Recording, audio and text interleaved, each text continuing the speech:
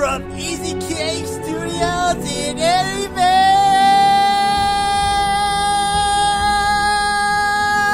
Kentucky! It's time for the Easy K Show.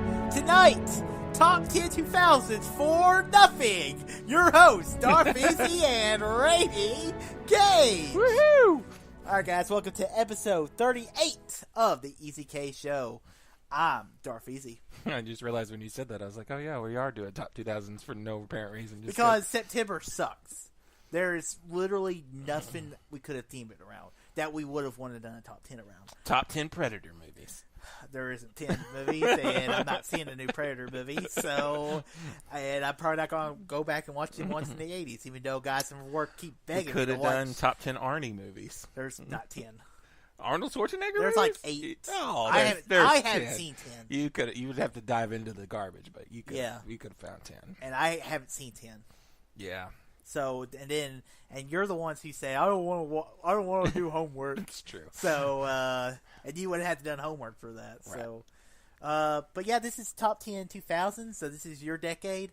I'm not the biggest 2000s guy, I'll be perfectly honest with you. I've been delving into, the older decades, like the 40s, the 50s, the 60s, and I really like those decades more than the 2000s, but there are some really good movies in this top 10, and the bottom of my list was hard to create. Like, my top 5, easy. The bottom 5 was hard.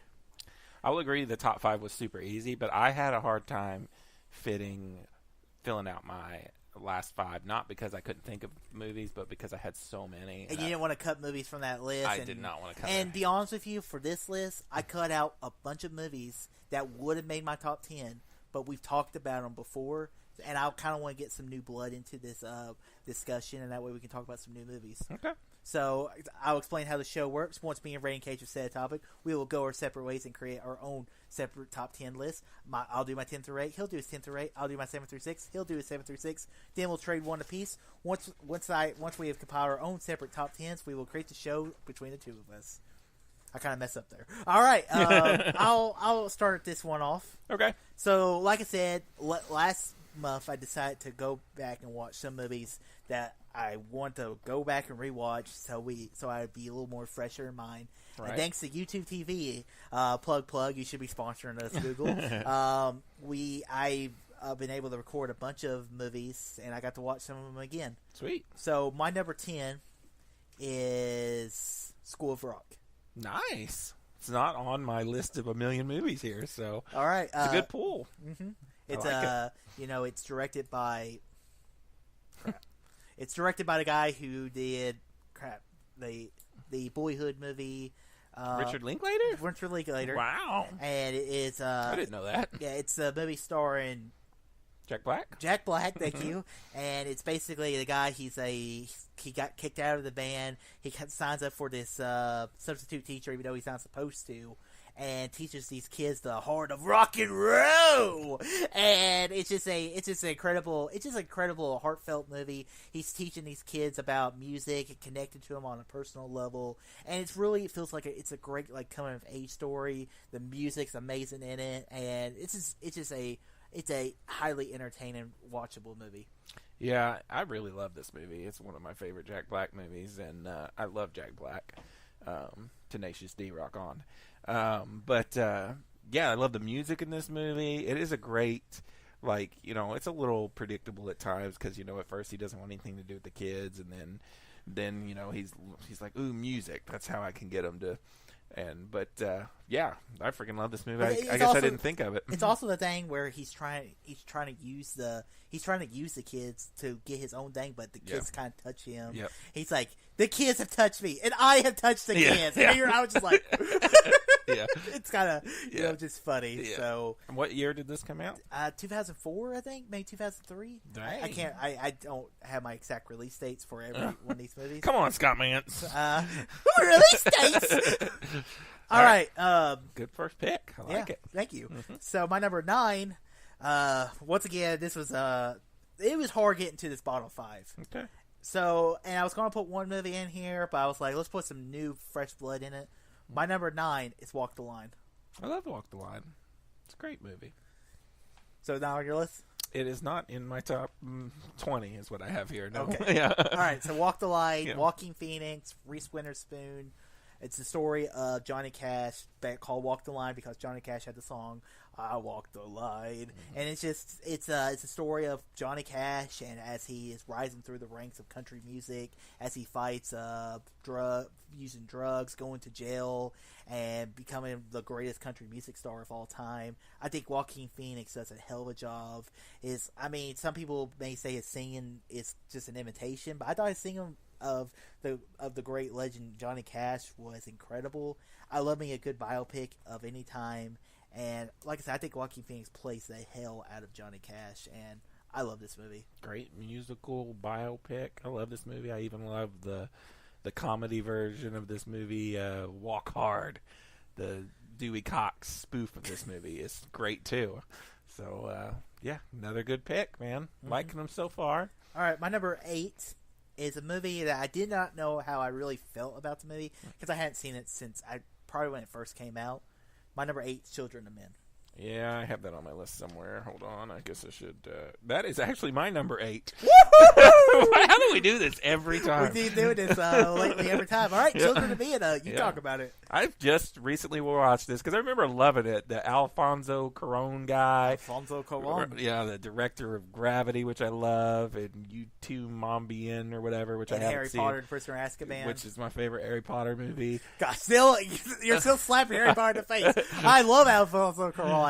Gravity is my favorite movie that year, and Harry Potter and Prisoner of Azkaban is my favorite Harry Potter movie. The Children of Men, when I rewatched it, I forgot some of the scenes.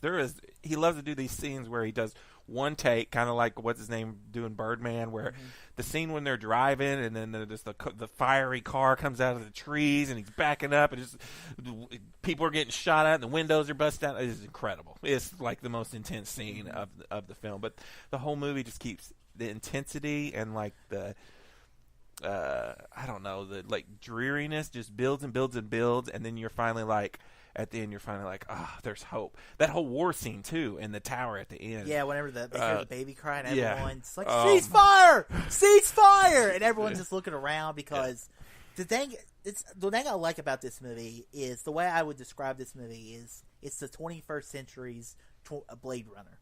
Yeah. Just because it's this kind of apocalypse world. Because you walk out tomorrow and you find out women are infertile, it's the end of the world.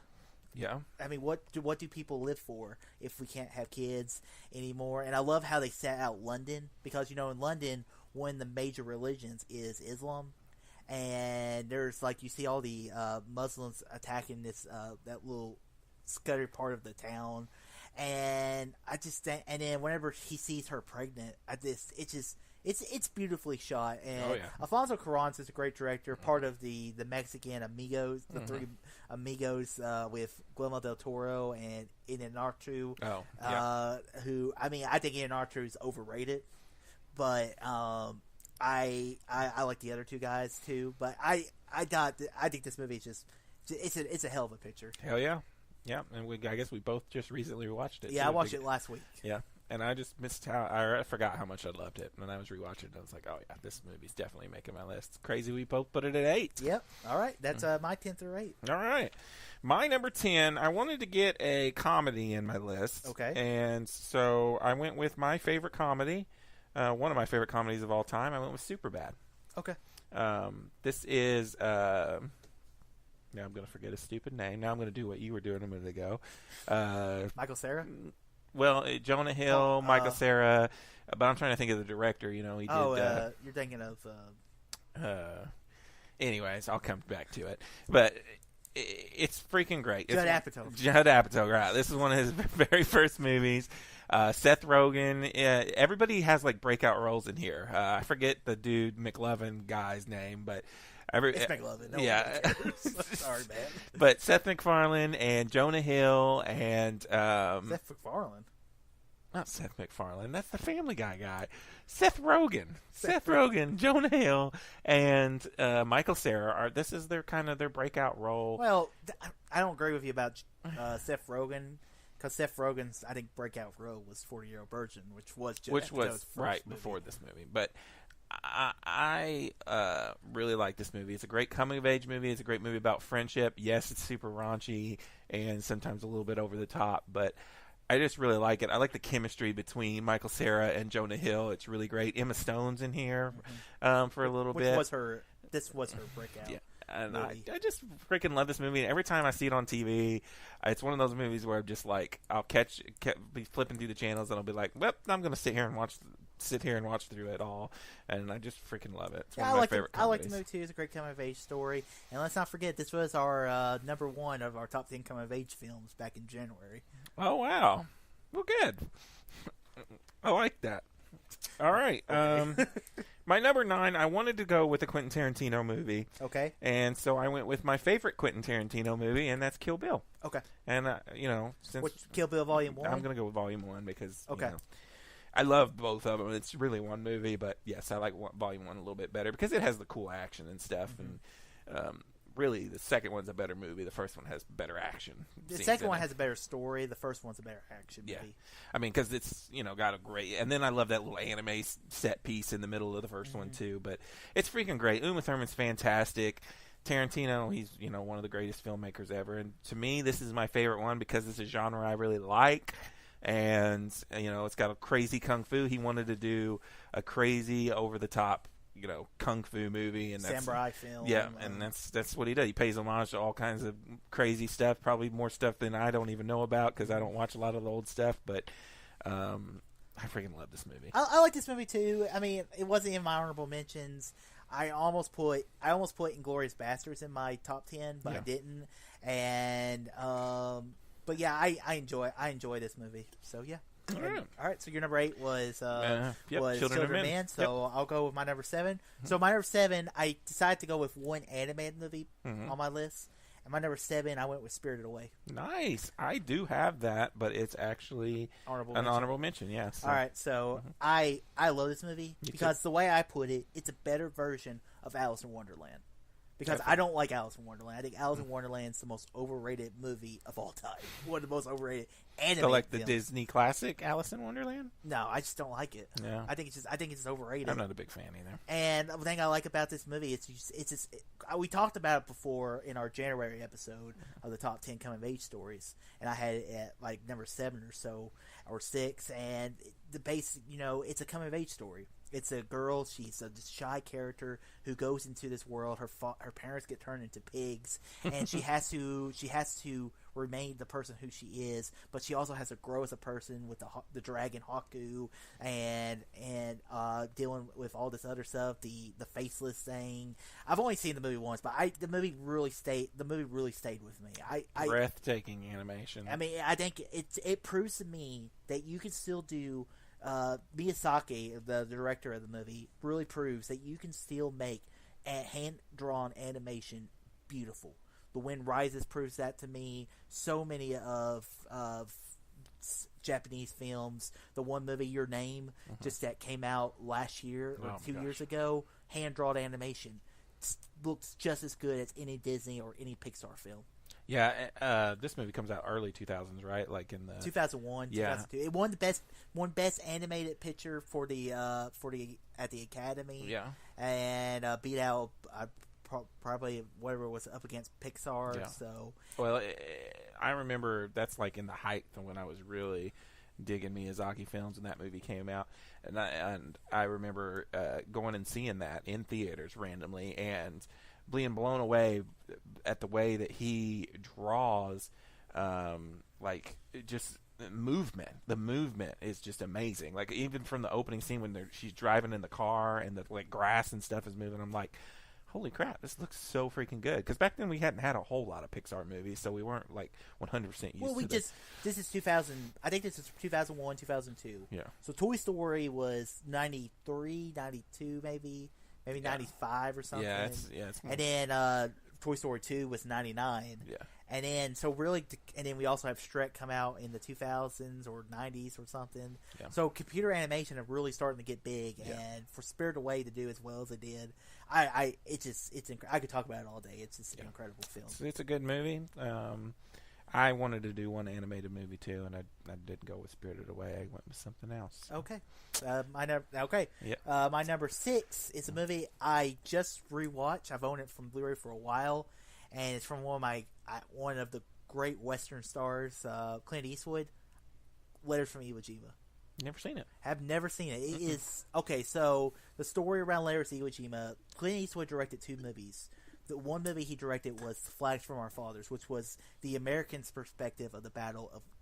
Was Natalie Portman in that movie? I don't know. I haven't seen it, actually. I'll be honest with you. I feel like I've seen that one. But anyways, Letters from Iwo Jima is the Japanese perspective of the battle, and the whole movie is actually it's in Japanese. Like there's maybe like 5% of the movie is in English. It's whenever the Japanese they got English soldiers, and the thing I find it's a great war movie, but it's a really personal story where the Japanese they write these letters, and they'll see them talking. They'll be writing letters to people, to their loved ones back home, and it's a lot of these things with you have evil people on both sides of the war. You have American soldiers who Japanese they surrender, the American soldiers just kill them, and people in our line of work or Americans, everyone wants to look at themselves as the good guys. No one wants to look at themselves as the bad guys. And for a war story, war cannot just be black and white. A war story has to be gray. Everyone thinks they're doing the right thing, and there was a part of the movie where a lot of these Japanese soldiers, they're like, we've lost the battle. We're going to kill themselves. They take grenades and then they pit them against their head and then they just blow themselves up. Samurai style. Yeah, samurai style. And it's also got Ken Watanabe. After he did The Last Samurai, he's just incredible in this movie. It's an incredible war film. If you love Clint Eastwood as a director, this is just it's a very powerful emotional piece of a movie. If you can get past the movie being English, if you get subtitled, it's a great picture. And this being directed by Clint Eastwood of all people, and the movie being shot Japanese and actually give us the Japanese perspective. That's what I love about history. History is multiple perspectives in war. And that's what I love about this movie. It gives us a complete Japanese perspective of the war, and we don't see no American perspective in this side of the movie. So yeah, I love this movie. All right. My number 7 is more than likely going to be a punt because it's Gladiator.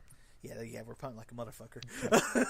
My number 6 is my only animated movie in the list.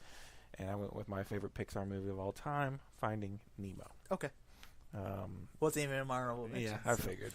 I love Finding Nemo. We've talked about this many times when we've done not on the podcast show. I mean, because we've done top 10 animateds before, and when we were talking about Dory a bunch of times, I've talked about how I just really love this movie. It's one of the most rewatchable Pixar movies in my opinion.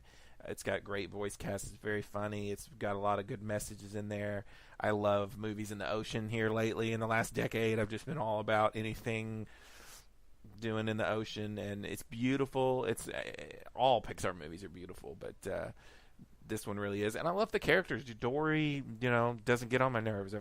Her character's really funny, and yeah, I love Finding Nemo. So.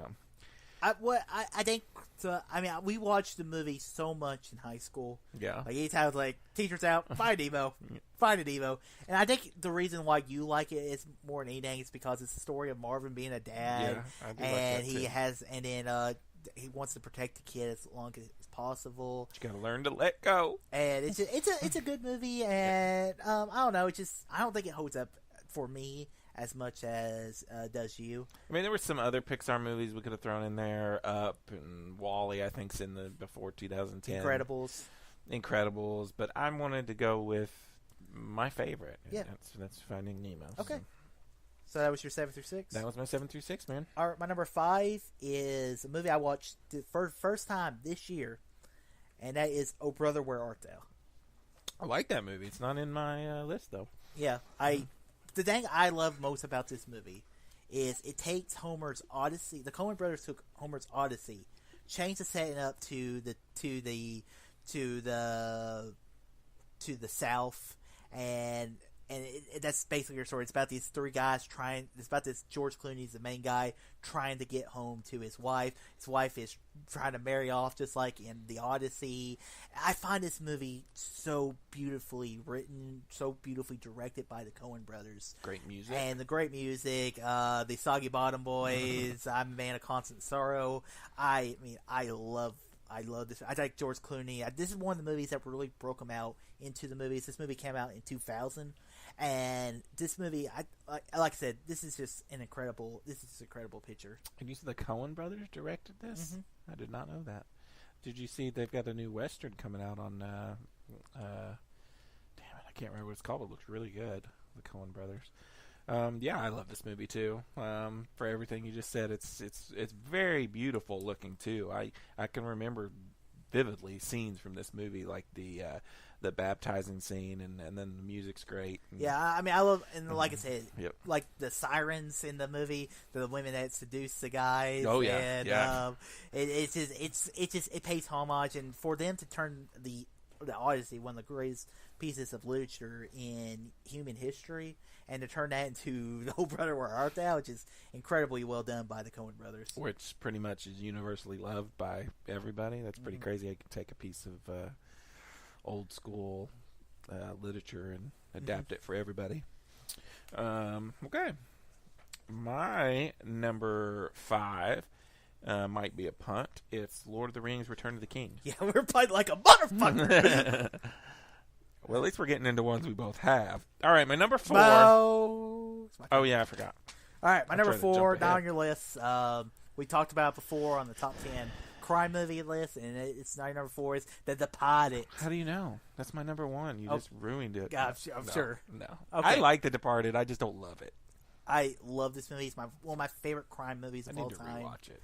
And or it's wasn't my crime movie. This is top 10 cop movies. Oh. This is my number 1 cop movie. It's a story of, we talked about before, Matt Damon, Leonardo DiCaprio, where they're both being undercover. Matt Damon's an undercover criminal in the cops, where Leonardo DiCaprio's an undercover cop in the criminals. And the basic story is that they're trying to figure out who the other one is.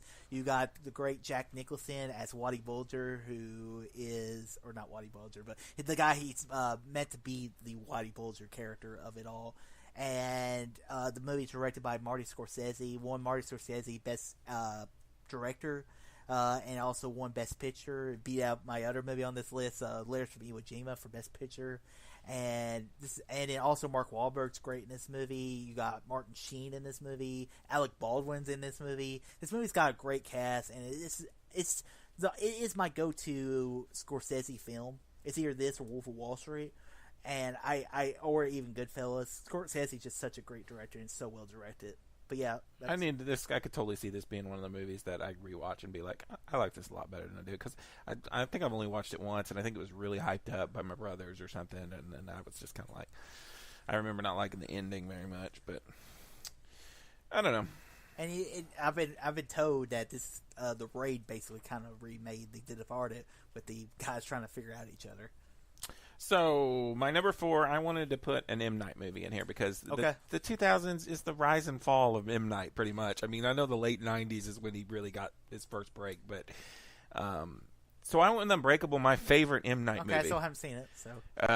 Wow, I forget that you haven't seen that movie.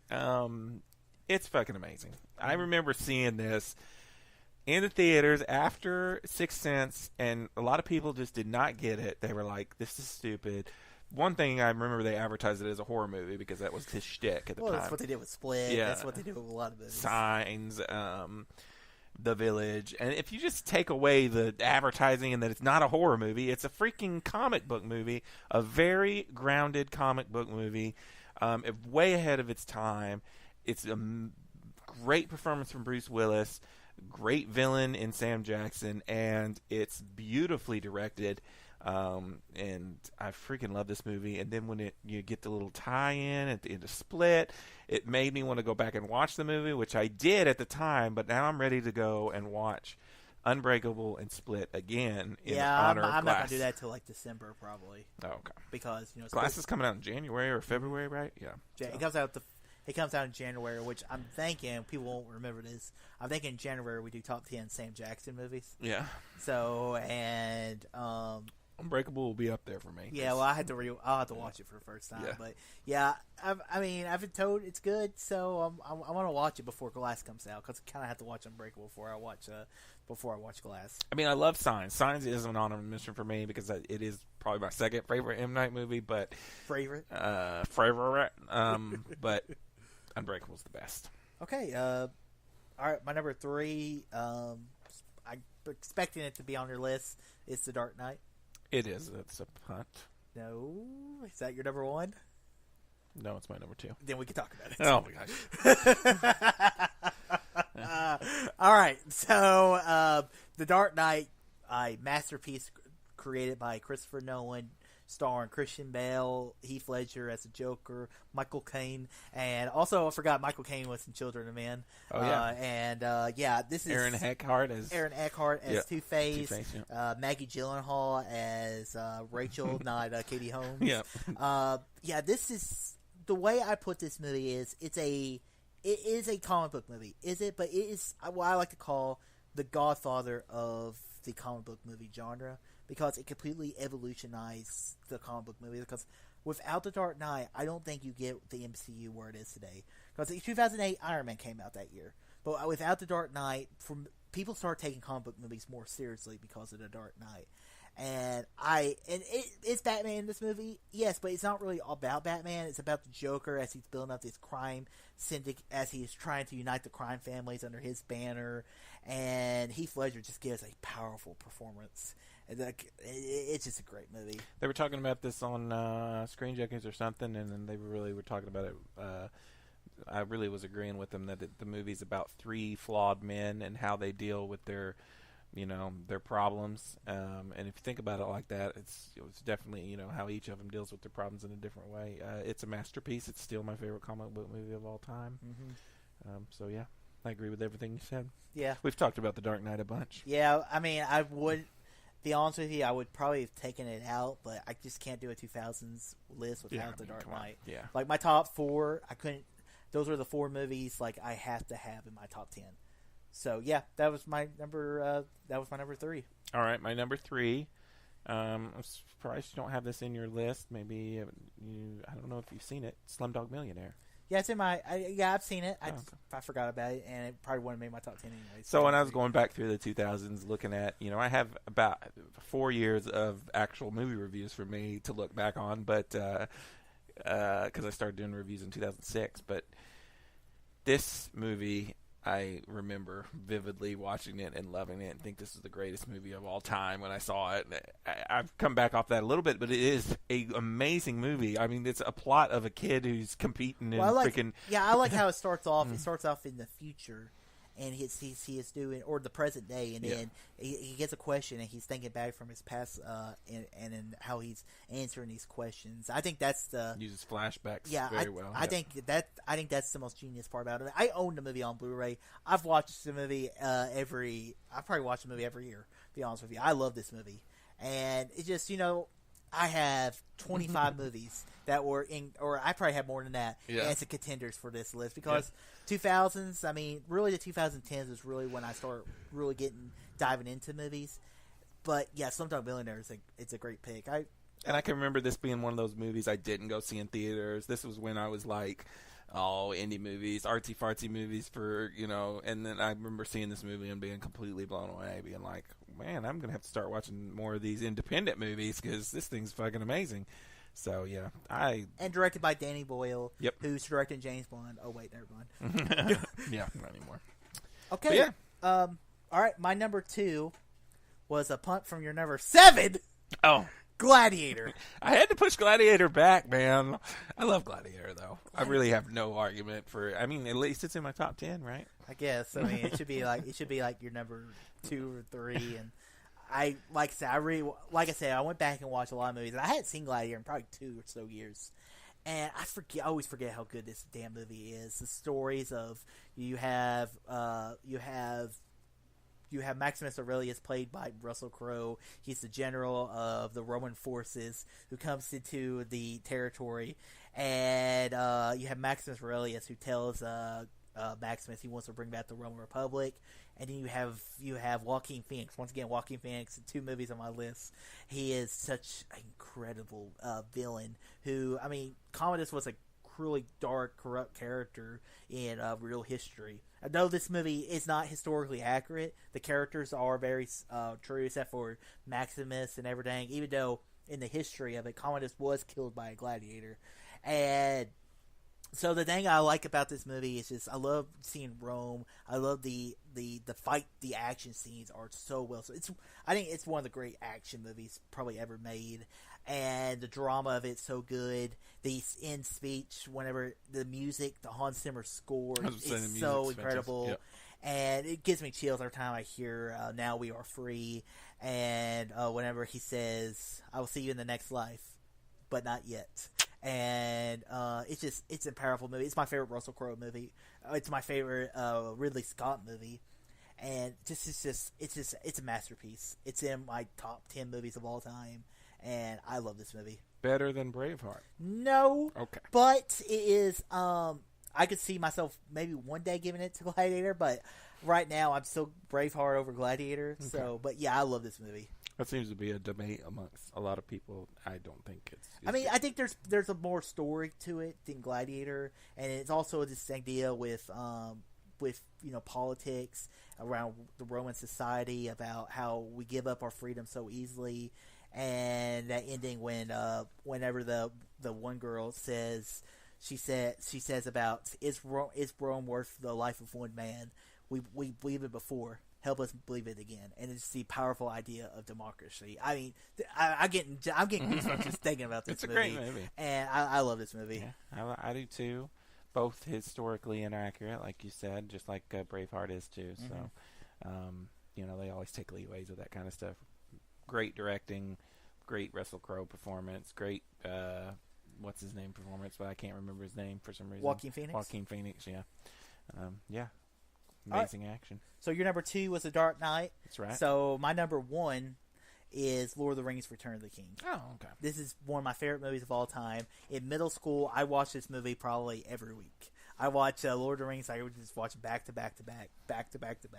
I love Lord of the Rings. Lord of the Rings was my Star Wars growing up, and I just love this. I love Return of the King, the third installment of the trilogy of Lord of the Rings films. I mean, story of they're bringing the ring to Mordor. Sam is just one of my favorite movie characters of all time.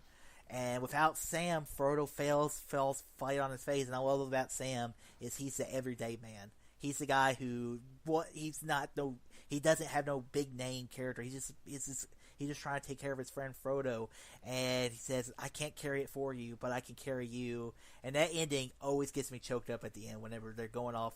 And also the battle scenes, are amazing. The stuff on Pelennor Fields, the speech by Theoden King. He says like, "We're all going to die, but let's take these motherfuckers out with us." And I don't know, this movie. I love this movie. I could watch this movie every day and would not bitch about it. Brought the fantasy genre back into, although we never really got anything. We got it back. We're like, fantasy movies. Yeah. And now we're like, where's some new fantasy movies at? I remember being in high school, and this is what everybody was into, was freaking Lord of the Rings. And I liked Lord of the Rings. It's one of the book series I've actually read. I'm just not as obsessed with it as you. I can't remember the names and the things that are going on in it, and I've seen the movies a couple times. One thing I really do need to do is sit down. I have not watched the extended cuts, only one time through. I need to rewatch those. I've watched those like 5 times.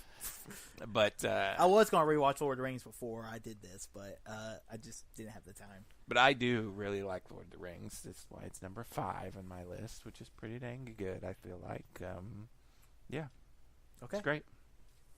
My number 1, my favorite movie of all time, not just in the year 2000. Batman and Robin. Yes. No. Avatar, James Cameron's Avatar. I can remember when this movie was getting ready to come out, I thought, this looks so stupid. I was like, I can't believe James Cameron has worked on 10 years on this stupid movie. I thought it looked dumb. Stepped into that theater with my uncle and I think my brother at the time. Came out. Jaw was on the floor. I was like, oh my God, this is the craziest thing I've ever experienced. I mean, it doesn't just revolutionize 3D. It's an amazing looking movie. It's one of the best CG looking movies I've ever seen. It has a great story. Some people say he rips off things from other movies. Everybody rips off things from other movies. You can't not anymore. And I don't believe 100% what people say. And this made it to where I never doubt James Cameron anymore. I mean, the dude is a freaking master blockbuster filmmaker. It takes him 10 years to come out with a movie, but I mean, if you get a movie like that, it's worth the wait. I love all the characters. I love the visuals. I am obsessed with this movie. I watch this movie at least once a year. The 3D, I've never seen a movie look as good as that movie in 3D. I know you still haven't seen it. Your fault. It's only because I'm scared that you're not going to like it. Well, this could have been on my list. I haven't Probably not, but you know. I haven't had my brother-in-law watch it. And I don't know. I'm a little more obsessed with it than most people. Should be. But I freaking love this movie. Well, I had no comment to say. I mean, it's kind of hard for me to believe that this is James Cameron's best movie over Terminator 2, Judgment Day. But I mean, I haven't seen the movie yet, so maybe one day I'll finally get to watch it when we're 50 years old and Avatar 2 comes out. We'll be grandpas and we're like, oh, you remember when we were kids and Avatar came out. Yeah, so I mean, I'll watch it eventually. Because Avatar came out 2009, right? So it barely makes it onto the list because it's a 2009 film. Yep. But yeah, I don't know. It's just one day it was before I got really big into movies, so I didn't go see it when it was big and popular. That's my excuse. I was not a movie fan in 2009. Still holds the record for the highest grossing movie of all time worldwide. I don't think domestically. I think one of the Star Wars beat it now domestically, but worldwide it still holds it by like $1 billion or something. So I don't know if anybody's ever going to get that. But yeah, it's freaking good. Let's make this list, man. Okay, so I had Lord of the Rings: Return of the King at 1. Mm-hmm. You had it at 5. Mm-hmm. So it only makes sense to put Lord of the Rings: Return of the King at number 1. I'm fine with that. Okay.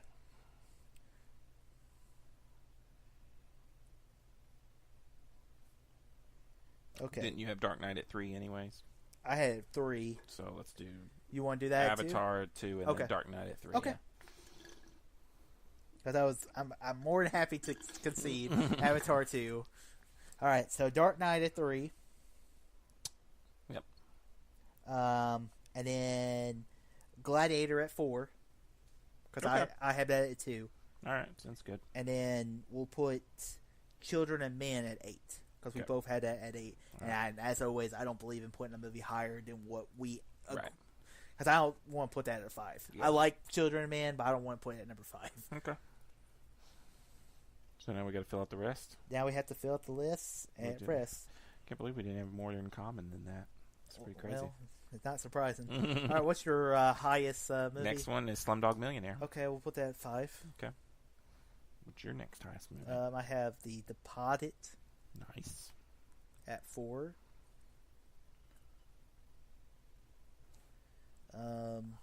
What's your next one? Unbreakable. That was your 4? That was my 4, yep. Okay. Let's see. We can put it up higher, though. What's your next highest one? My next one's Oh Brother, Where Art Thou? Oh. What was the one you said? I blanked. Unbreakable was my number 4. Okay, let's do Unbreakable at 7. Okay. Or no, let's do Unbreakable at 9. Is that fine? Okay, yeah. Let's do Oh Brother, Where Art Thou at 7. Okay. And we only have one spot left. Since you have what do we have left? Huh? What's the spot left? 10. Oh, we already filled out 6. Oh, that was The Departed. Yeah. So because since Avatar was your number 1, and I didn't have that on my list, will you give me Letters from Iwo Jima at 10? Sure, because my next one would be Finding Nemo, and I know that's not your favorite Pixar movie, so.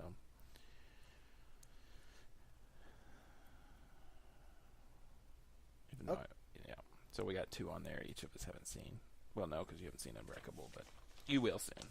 And I think you'll like. Whereas I'm scared for Avatar, I think you're going to love Unbreakable because it's really good. All right, let me announce this list All for right. the top 10 2000. The top 10 2000 movies, yeah. At number 10, Letters from Iwo Jima. At number 9, Unbreakable.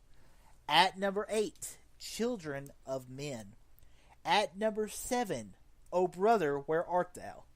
At number 6, The Departed. At number 5, Slumdog Millionaire. At number 4, Gladiator. Oh, you're not entertained! At number 3, The Dark Knight. At number 2, Avatar. Not The Last Airbender, just Avatar.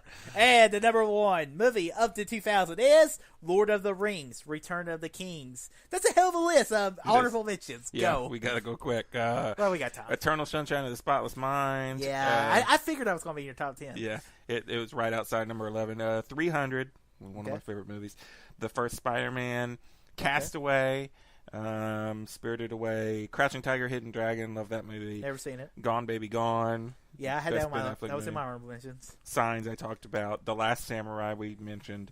And iRobot, your favorite Will Smith movie. Okay, Yeah. I have a bunch of. Okay. I have Hot Fuzz, Nice. Inglourious Bastards, I need to rewatch that. Catch Me If You Can, Oh, good. Pirates of the Caribbean, Curse of the Black Pearl. Oh. I love that movie. Yeah.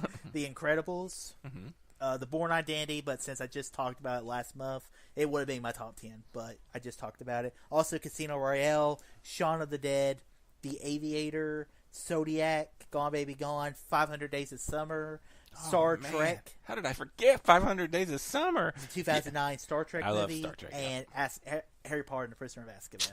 And also Order of the Phoenix, but I would put Prisoner of Azkaban in there, but I talk about it. I talked about it pretty recently on one of our top 10s. So Yeah. And I was going to put Hot Fuzz in there at number 10, but we just talked about it in cop movies. So yeah, that's like I said, it was a hard list to really to round down to. It was one of the hardest lists I've done, and yeah, but I'm pretty happy with our final list and our initial list. So Yeah. Yeah, and we had how many honorable mentions? We had 4, so that's not our lowest, and I'm happy about that. Yeah. So guys, until next week, all too easy. Peace out.